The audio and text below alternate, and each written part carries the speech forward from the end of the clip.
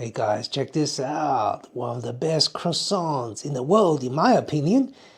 Crispy outside, buttery and soft on the inside with a cup of coffee. The simple pleasures of life. And you're wondering, Stephen, that doesn't look very healthy. That's not you. That's not, what are you doing eating things like this? Well, the thing is, what I want to share with you is, once you've achieved your goal, once you achieve your optimal state, another quality of an executive warrior is that you're resilient, right? So you can enjoy some of these things, right? And you're not going to impact your health. It's not going to impact your metabolism. Sure, it's got a little bit of effect, but it doesn't bring everything down because you're strong.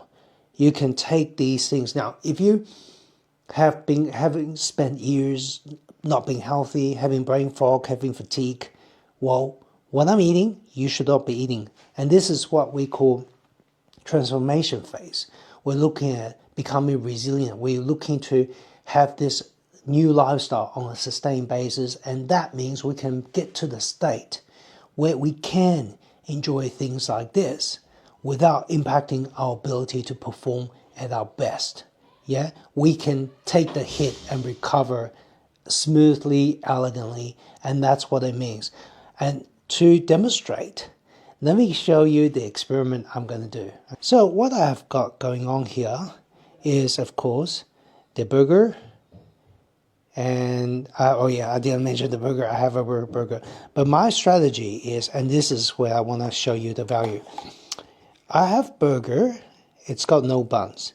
The idea is I want to be able to enjoy the croissant with minimal of blood sugar spike. And the strategy is I'm going to have meat. I'm going to have these without the carbs, and I'm going to eat that first. Plenty of fat, plenty of protein. And what that does is when I eat this and I drink this cup of coffee, which is a fat warrior coffee or warrior fat coffee, the fat and the protein will slow down the breakdown of the croissant. So it allows me to enjoy the croissant with minimal blood sugar spike. Another thing I'm going to add is apple cider vinegar and berberine, and I'm going to have that before I have the croissant. So let me just show you how am I going to test this, right? I want to demonstrate this for you guys. So one of the things that I have here, let me just bring it up.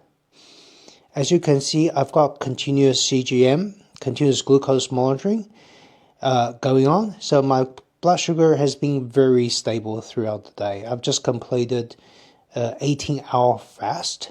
So I haven't had anything since last night. Okay, so it's fairly fast. Let's see, right now it's 6.7 according to this. And let me show you what so this is continuous glucose monitoring. It's going to give you different values to compare to what I've got here in terms of a actual glucose meter. This is more accurate. This gives you a good trend and a good idea. It shows you in real time what's happening, how you're reacting to food, and I'll be showing you this to see how I react to these two croissants with the strategy that I've just outlined. But then let's see what my level of blood sugar is according to the meter, and we'll take a test. So what I will do is I'll take a test now, and I'm going to take a test about an hour after I finish my meal and have my croissant. Now, this meter gives you both ketones and glucose measures. So let's just see what my glucose is at the moment. Okay, so I'm going to put this in. All right, now this is a prick, and I'm just going to do a bit of a prick. Oh, okay. Now when you do this testing, make sure you wipe away the initial blood sample, because what I've realized in the past is I didn't do that and the measurement was off. Okay, let's see what my current blood sugar is. Okay, so hopefully you can, it's reading it now. Okay, 5.7. Okay, I haven't eaten.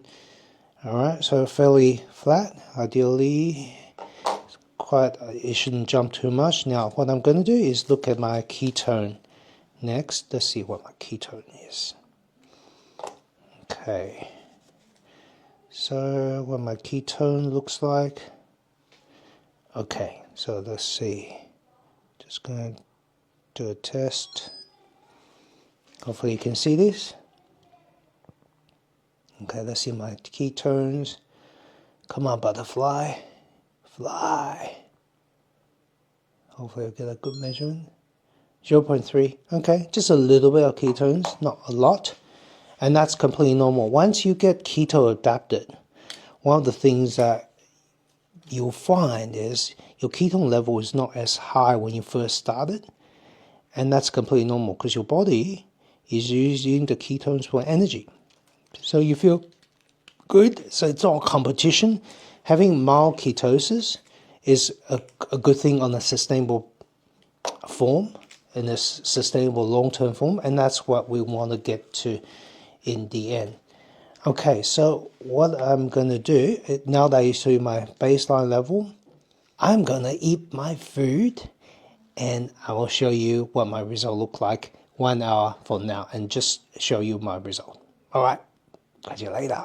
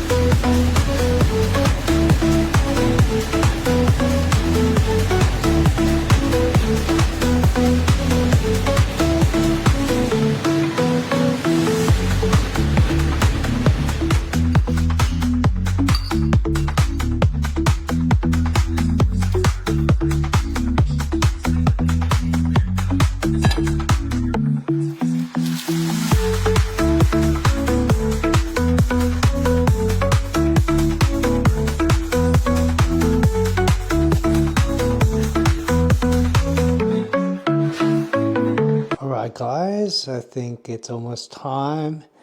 I've got 2 minutes left. It's about an hour since I have those two giant, super crispy, super delicious croissants. So I'm gonna test my blood sugar and let you know how it goes. So I gotta come here and turn on the lights. All right, so I'm gonna wash my hand. By the way, because I'm getting pricked, right? So I'm getting pricked for you. So hope you appreciate this, using my body as an experiment. Okay.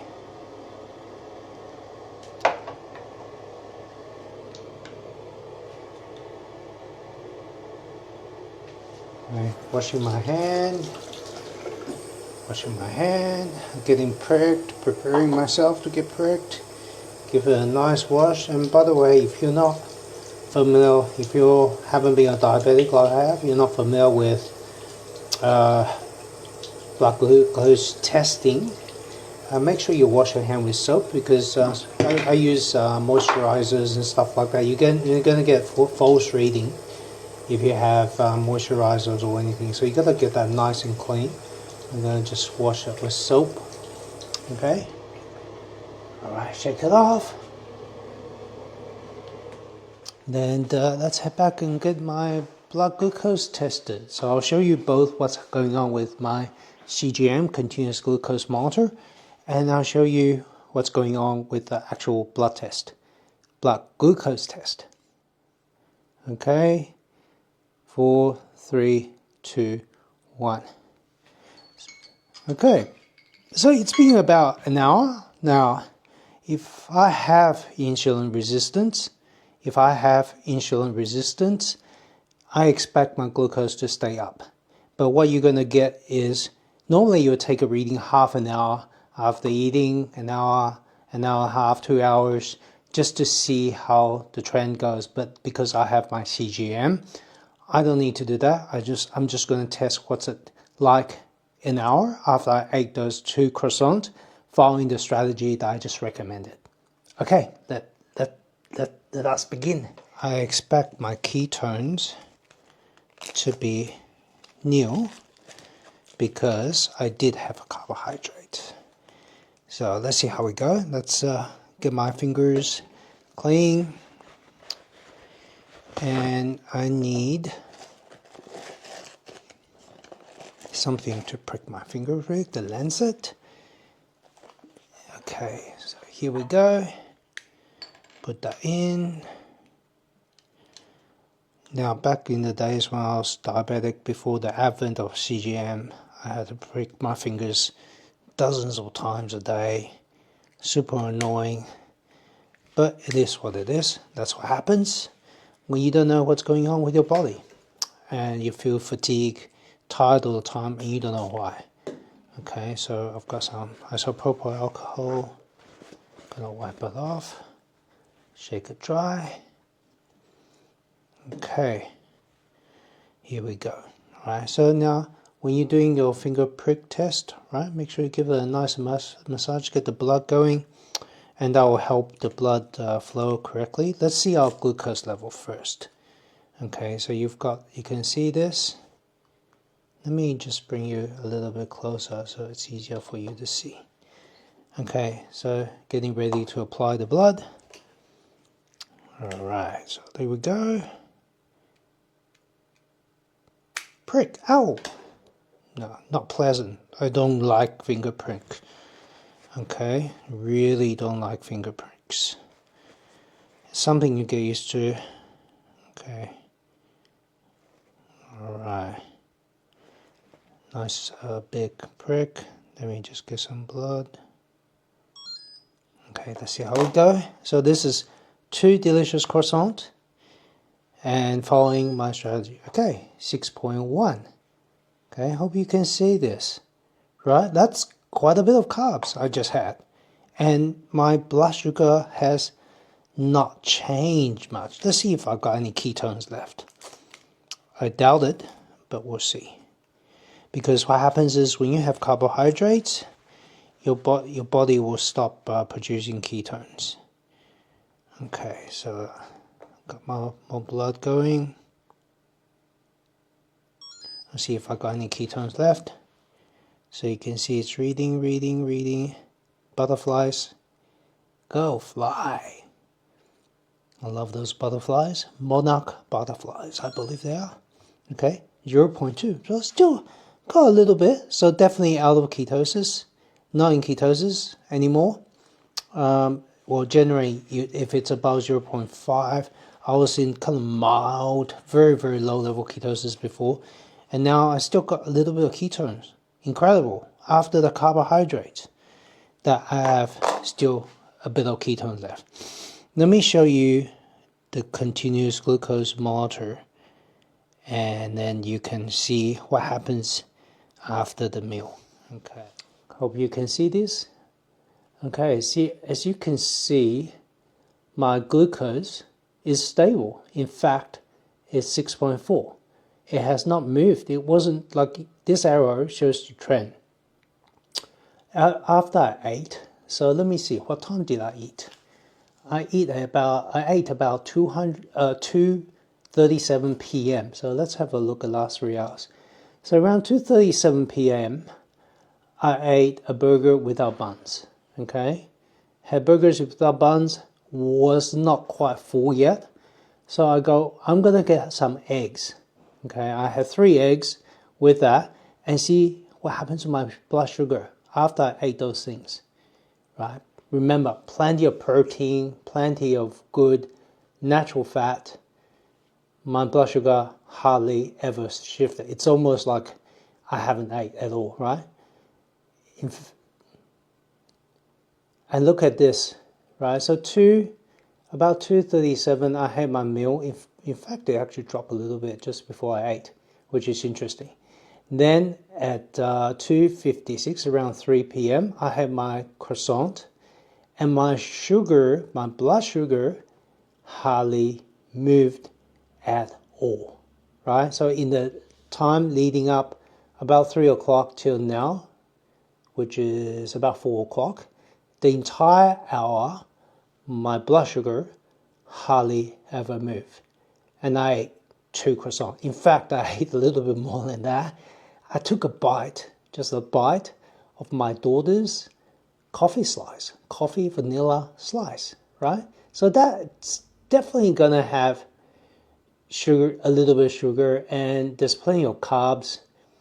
And this is the power of data, right? You can see how well you are managing your glucose level, how well you are managing your metabolism, and that's what it means. When your body becomes resilient, when you know what's going on and you've got the data, you've got the power.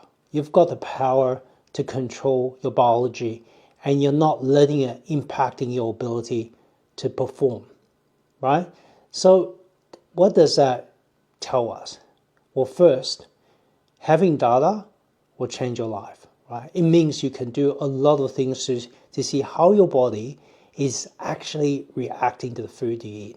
And everyone is different. I've been told dates is low glycemic and therefore a perfectly good sugar substitute. But when I measure it using CGM, my blood glucose spiked dramatically after taking dates. That means dates is not for me. It may be for you, but this is the power of individualized science. It's tailored to our biology, tailored to how we react, and everyone is going to be different. What's the moral of this story? Empower yourself. Take control of your biology. It's your body. Your body is unique. Your body reacts differently.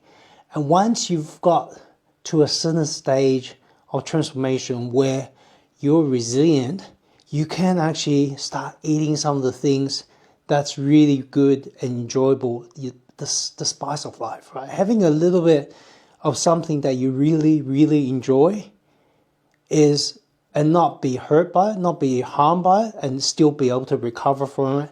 That is power. That's what exactly warrior is all about. You're resilient, you're strong. You're not letting things throw you off. You're not suffering the consequence of having a little bit of croissant, something that I really enjoy, and that's my weakness. And my strategy, in summary, is to make sure that I prioritize protein and fat before I take on the carbs. So I got pretty full, and making sure I'm not hungry, and I have some apple cider vinegar, which I've shown. I have my supplements. I've shown you the berberine took, and the result is my blood sugar did not spike at all. I hope you find this video informative, and I look forward to seeing you next time.